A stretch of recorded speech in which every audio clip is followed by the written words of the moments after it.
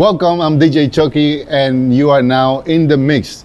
Today we have somebody special that I want you to meet. His name is Sal Garcia, o Salvador, ¿cómo es? Salvador Garcia. Salvador Garcia, para tenerle más respeto. Yeah, that's it. The Mass Development Company. Salvador, este lugar, primero, antes de todo, I have to tell you, this place is beautiful. Oh, thank you, bro. How do you come about, what does it take to make a place like this, or to develop a place like this? It takes a big team and a lot of people to come together to allow somebody like myself to have a dream and then people to support it, because you can't do it alone. And you can have crazy ideas, but the idea is to have enough support to bring it together. Right. So we start from the very beginning is just an idea on a back of a paper and a pencil and drawing it out, and then coming together trying to figure out how do we make it happen. How does it feel when the drawing that you made, with this idea becomes a reality, and you're stepping into this building and looking at the things that you drew and be like, oh, it's now a reality? How's that feeling? It's humbling, and as we keep going through it, it really brings you, I'm gonna say, back to earth, to say, coño, it happened. Right. You know what I mean? Like, we're here and we walk through it, and then when we see people utilizing the space, we see people that are living in the apartments coming up to us, say, we love the layout of my unit, or I love the amenities, or I love the pool, or I love that I can work downstairs, or I love the food hall and the bar. I mean, we've really created everything in one space, and that was our goal.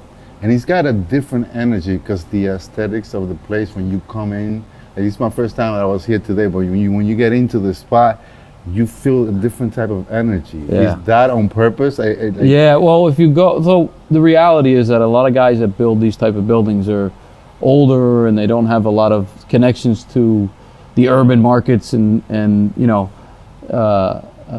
of the, I don't want to say music, but everything else that's going on in the culture.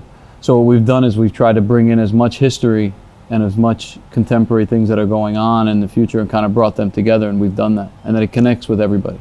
So all different generations can come into a space and appreciate something that we've put on the walls, or something that we've designed and put together. Yes. And this open floor plan, it looks like, I don't even know how to explain it, but it feels big, You feel like really that you could just Well, this particular space, what we wanted to do was to make it an entertaining space. So one of the things, I don't know if we could see it there, but we have a virtual golf simulator. So golf is something that is not really an urban sport, but if you can see, there's people that start coming into it, and there's different cultures that come into it.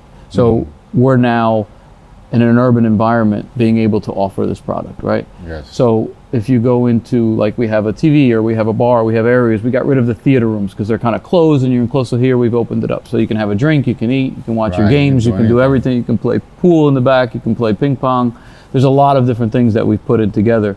And even throughout the whole building. We know we have a gym, we have greenhouses. Yeah, I've seen the little mini hot tub and sauna, and it's just things that you think that every single person could have a part of, right? And every people, you might love to go into the hot tub and say, Coño, that's what I want to love, and that's what I'm doing. But there might be somebody else who says, I just want to relax, and I just want to be calm, and I just want to, so we create spaces for that. Right. And I think that compared to other people, we just put a lot more thought into it. I saw the name of your company is Mass Development Company. Yes. Mass is Development more, right? It's more in Spanish. Right. Why do you call it that? So when I started my company, I was 17 years old, and I started as a construction company. And when I started, I was doing kitchens, bathrooms, tile, really going into it. And I got into real estate. And then my father was the same thing. My father was a carpenter. He was a man of all trades. When they first came here, they were mechanics. I always say que lo cubano, when they're the ones who turn the cars into boats, that's how my father and his brothers were. Yeah, they were like engineer. They could have been engineers, you know what I mean? They just didn't go to school or anything, but they had all the know-how. Between my father and his two brothers, they were very hands-on, very, what do you say? What was that American show? ¿Cómo se llamaba? MacGyver. Sí, I aged myself. The young people may not know what MacGyver is. Un hilo hacía una bomba. Yeah, you got it. With a little bit of anything he would make. So that was it. So they started in mechanics, and then my father kind of went off and started to do carpentry and framing, and then we started to do bigger construction. We never dreamed something like this. And unfortunately, my father passed away in 2008. He had pancreatic cancer. Sorry. Pero, you know, we could have never dreamed to do something like this. But we had a lot of people who supported us, right? There's a lot of people who believed in what I wanted to put together. They believed that I cared for the city of Elizabeth, and we cared for what we were doing, and they kept pushing and pushing, and it took a long time. You gotta remember, this particular project that we're doing between all these phases, and I'll go through, we'll talk about it, but it was for 40 years they were trying to do it. Whoa. 40 years, and nobody could do it. They kept hitting dead ends. So you brought the torch home? Well, I was probably like, you know, 2 years old. And I wasn't even born when they started it, right? And they had just gone through different developers trying to do it, and they couldn't get it done. And I think the timing was just right, you know, for me to come in, and the timing when we were able to do it, the relationship that I had fostered and gone through. And the growth that the city of Elizabeth is having, I mean, you're a big part of that, you know. How did you always live here, or so how? Yeah, so my parents, like I said before, my parents came from Cuba. Right. They settled here in Elizabeth, and they did because my grandparents were able to work at Wakefern, which is ShopRite, and then my other grandfather went to the port, Elizabeth Port. He was able to get a job in the Elizabeth Port. Yes. And then that's basically where they started. So Elizabeth was the place. So if you look at where all the Cubans, when they first started to come over, it was actually Miami, of course, right, Union City, and then Elizabeth. And those were the three top places, and a lot of them, obviously Miami, because you know the culture and everything was very similar. But when they started to come north, then they got here to El Frio. Forget about it; it was another world. And it's funny, a lot of guys that we meet come over now, and they're like, you know, they start feeling the winters here, and they're like, oh man, I'm going back to Florida or whatever it is. Our tropical paradise that we live in. It's the same. You get the same subculture and so over there. But yeah, so they came here to Elizabeth. So I was born and raised here.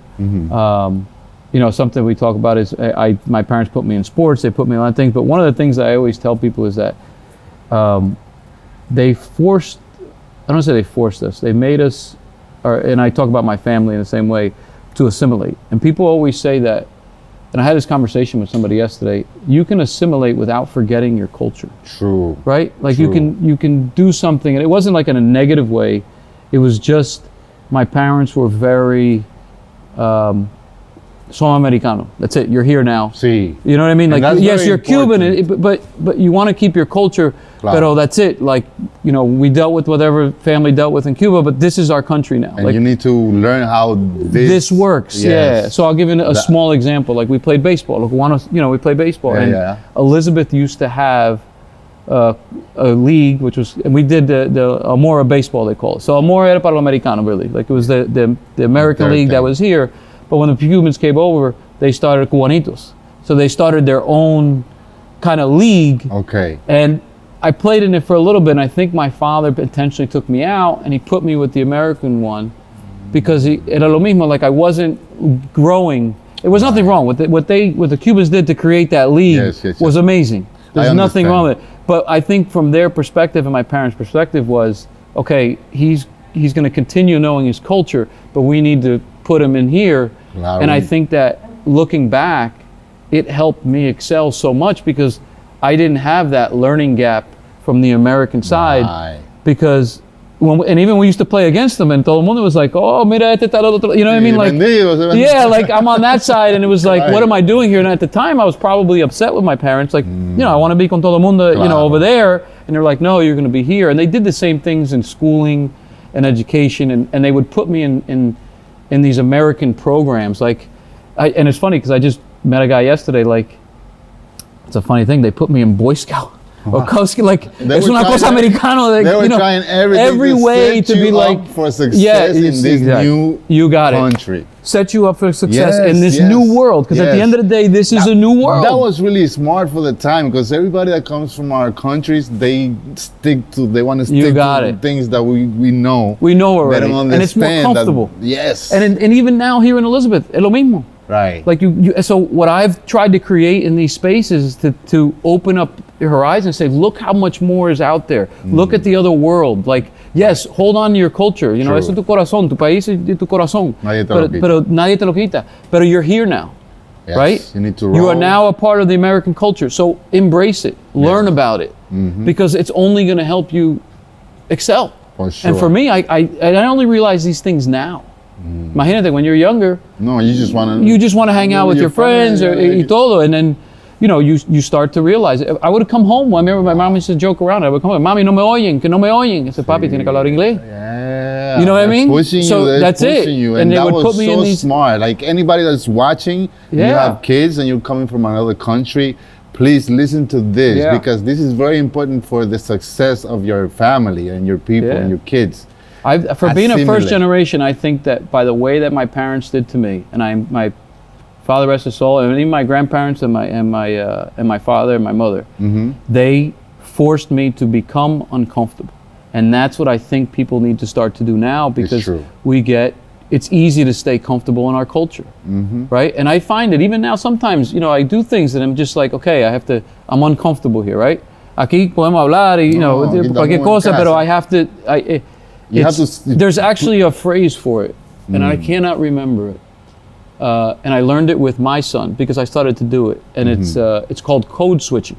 You have the ability to embrace yourself in different cultures, and the fact that, and lo hispano, I really think that if we can get, lo Latino y todo el mundo to really realize that, we have the most power if we would you can still hold on to your heritage without, and embrace the other one without letting it go.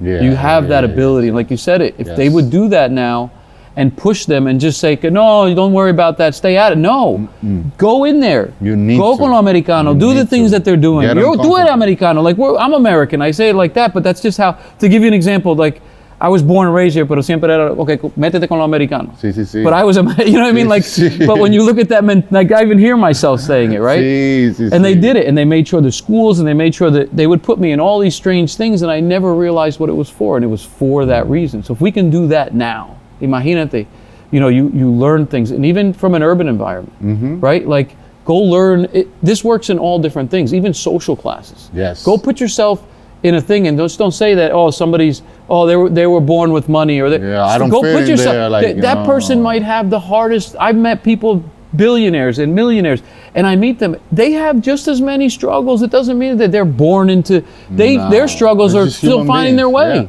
So you start to really embrace yourself and do that. And I think that, like, lo hispano, Latino, we have that ability. Why? Because you can speak English. We can you can do so many different things that become bilingual. Being bilingual is massive. You'd be surprised how many people are not. And then it's the next generation that's not speaking Spanish. So that's where it's our job. Yeah, but that's our job también. And my kids the same way. Like they hablan español, and we try to tell them, but we don't speak Spanish at home as much, right? Like we're trying to find that comfort. My balance. Mother does, and we talk to them and stuff, but you try to find that balance where it's like, how do you get pushed into it? And that's one of the reasons I raised my children in Elizabeth, right? Yes. But I sent them to different areas the same way my parents did. So they were born and raised here, but they also went and did different sports. They did different activities, and they hated it for it. But now as they become older, they realize, like, wow, I really I'm versatile. You know what I mean? I was watching that you're part of something called I Live in Elizabeth. Yes. What is that? What does that mean? And what does it entail? So that was something that the Chamber of Commerce and Porfirio put together. Can't see him behind the camera, and it was big. And I think his goal was to show what's going on in Elizabeth. Look at all the different people who live here, work here, raise their families here, are creating businesses here. And in order to bring that out, because what ends up happening is, and I just talked about this the other day, I don't remember where I was, and I said that in Elizabeth, we are shadowed to Newark, right? It's a big city, small town, but we're the 4th largest city in the state. So you've got, and I could be wrong if my numbers are wrong, but I believe it's Newark is number 1, Jersey City is 2 population-wise, Patterson, and then Elizabeth. And I think Patterson's population is going down and Elizabeth is going up, right? Wow. So we're the 4th largest city. Our population is, I don't know, it's got to exceed 200-something thousand or it's, I don't know the numbers, and that's probably the numbers way off. But whatever it is, it exceeds it. And I think what happens is we're trying to show people what's here. Like something you probably don't even know. And I know, unless Porfirio told you. Terminal A, the brand new airport, that's Elizabeth. That's not Newark. So it's one thing that we talk about all the time. So there's these big, massive things that are happening in this town, in the city, that people don't know about. So I think by showing the different cultures and the different people and the different things that are going on here, it's like, hey, I am Elizabeth. Now, we always say that I am Elizabeth, but I'm not. I think everyone can say I am Elizabeth, right? If you're here, you're part of this culture, you're part of the world, you're all contributing. I think everybody can really, and I'm not just saying like when everybody says, no, I really mean that. Like everybody can say I am Elizabeth because you're all a part of it.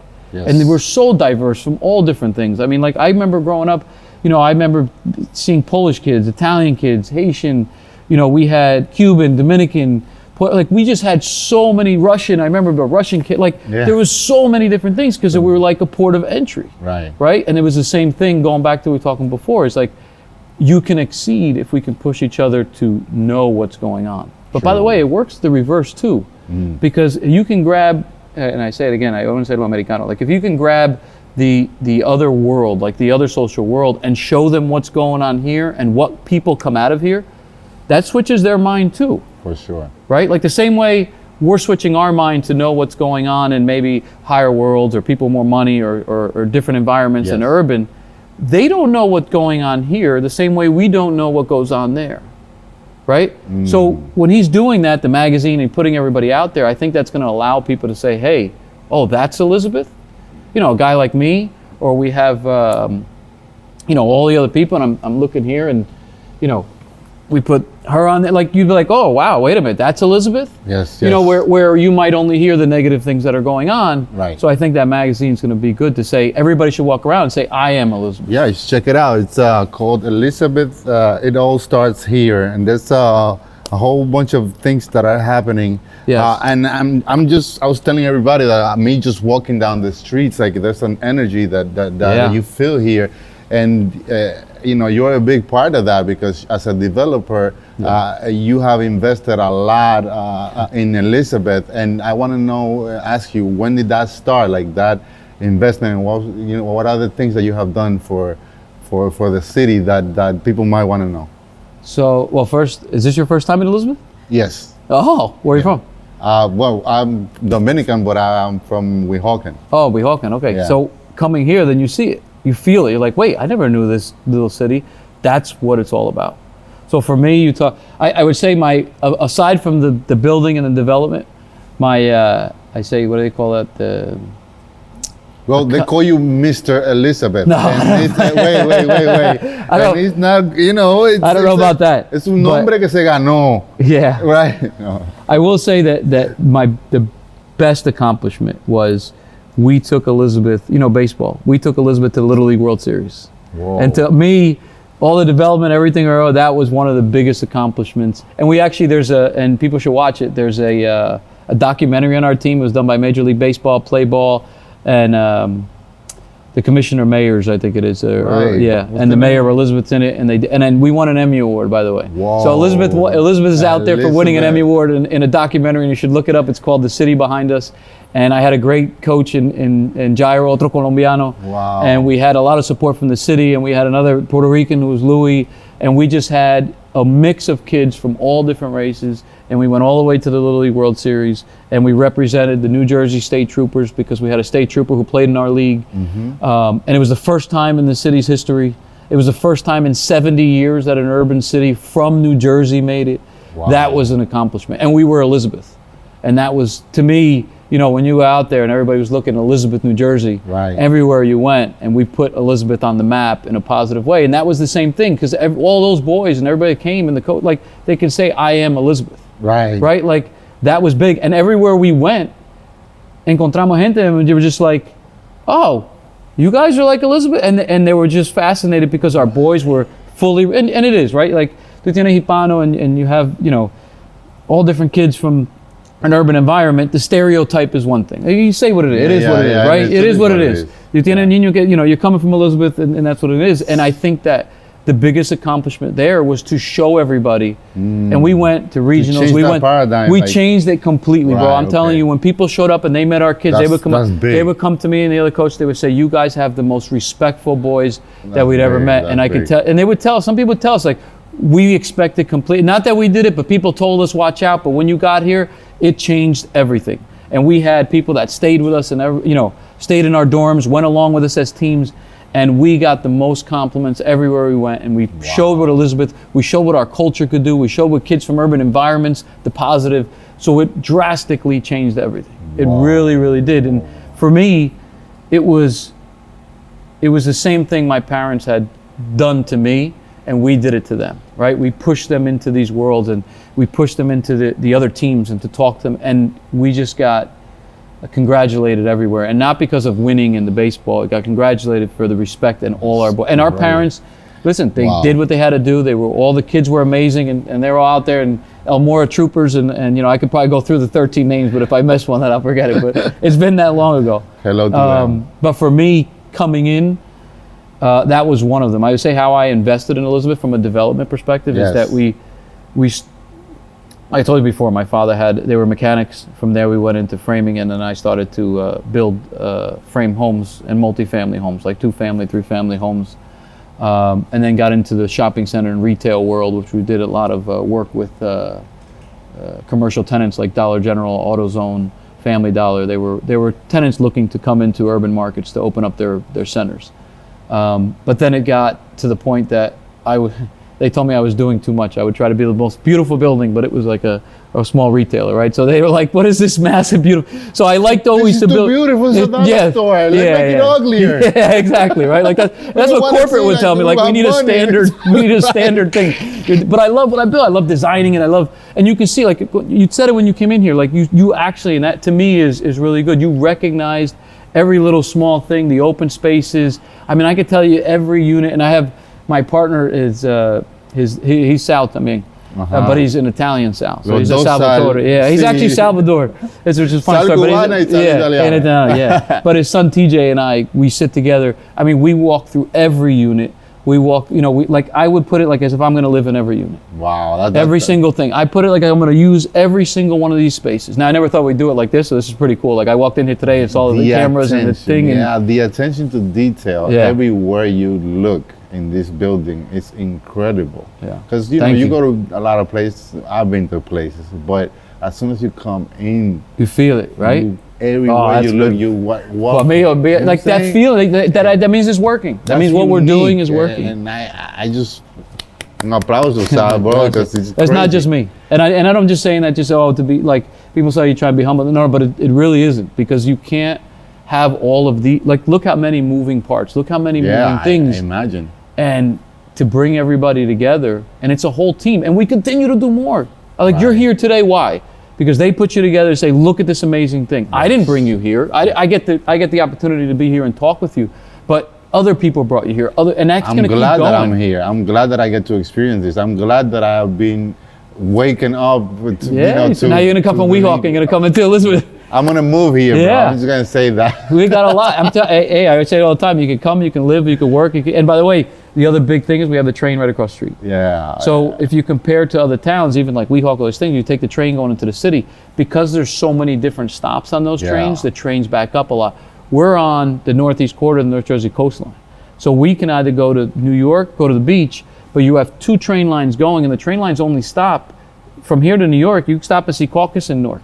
Yeah. You stop in the airport, I mean, right? Mm-hmm. But if you're going south, so there's more trains coming. Like 35 there's Linden, minutes, Rahway, and that's it. You're going to Edison, you're heading down, or you go to Trenton or Long Branch. Wow. So we don't have as much. And by the way, I always say this, and now I'm promoting Elizabeth, but like, I talk about like the Turnpike. You can hop right there to Route 22. You can go to the Parkway. We have so much going on, and it's about time that people are coming in. Yes. I'm seeing it. I mean, we're going to put a hotel across the street. I'm not even kidding, bro. I'm ready to move here. I feel the energy, and it's amazing what's happening here. And another thing about Vinti is this particular area in Midtown Elizabeth. Your Vinti is the same as a mass development, or explain to me what Vinti is. So what we have is, my development company is a company that's building, but what we've done is we focused on building a brand.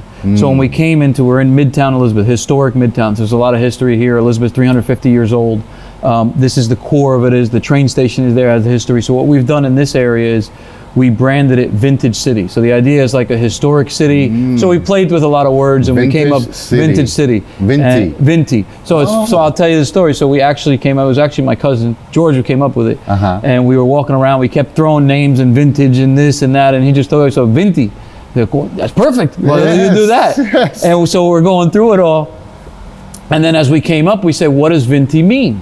Where did we come up? It was just a word we came up with. And then we started to say, it means vintage city. Because we were trying to play with the words vintage, city, and it just came together. And he said it, and I said, it's perfect. So what we've done with this area, right at the train station, is we're branding it Vintage City. So by branding it Vintage City, it's like a fine wine. And we actually have the trademark across the entire country for Vintage City. So our goal would be to build more vintage cities. And it goes back to the same thing I was telling you before. Community, interacting with people. That's how it used to be. That's how the old way of being. So we want to make sure we tie that together. And by bringing it into Midtown, and then we have our historic Midtown board, who's on board in their historic Midtown, bringing everybody together. And I think you had Eddie on before. He's on our board. We have Sophie, who's our director, on the board. So we have all these different people who all love and care about Elizabeth, and we're bringing them all together to collaborate on not only historic Midtown, but now we have Vintage City. And in Vintage City, we'll have all these. We will have about 600 apartments, which are part of our Vintage City brand. Part of that will be the first building, which is Vinti, which is the one you love in here and everything you've seen. Crazy. I want to live here. The next building is going to be Echo. When you see the next building, it's going to be the same thing. Echo is like the Echo. El segundo. El segundo que viene, the Echo, right? And then the third one, what do you think the third one? ¿Cómo se llama? Dímelo. En español, what do you say? Trio. Cuando viene el tercero, va a ser trio. So we're bringing all these brands, and then we have the hotel. So you're really going to have a Vintage City. And this is just the first one, which is Vinti. This is incredible. This is incredible what you guys have. It's a lot of thought, right? Right. and even I was look, this is the business card. Yeah, that's our historic Midtown business card. And I sit on that board as well. Shop, dine, invest. Elizabeth Special Improvement District. Yeah. This is beautiful. And you know what's good is we're right next to the Colombian district. So you can mix in all these different districts, right? And you get so much a different culture to wherever you go. And then we have the Elizabeth Avenue partnership también. And there, it's so many different countries and restaurants and everything you can go through. And you can get a cuisine from all over. And that's what we've created in this world. So now you're bringing, by having us on the show, you're bringing us everything. This podcast is big, man. Right. And now people are going to start talking about Elizabeth. So I'm happy about it. I'm happy that I'm here. You know what I'm saying? For the people that are watching and listening, we're talking to Sal Garcia from Mass Development Company. What's happening here in Elizabeth, New Jersey is incredible. You're a big part of that. People all around, they respect you, and then thank you for all of the things that you have done, and your people too, everybody else together. I just want you to continue to push that envelope and keep doing things like this. Like, this is incredible for sure. Oh, thank you, bro. Thank you for talking to me. I appreciate it for sure. Yeah, thank you so much. Keep it locked here. This is in the Mixx podcast. I'm DJ Chucky. And I don't know about you, but I learned a lot today, and it's all thanks to this man right here. So keep it locked.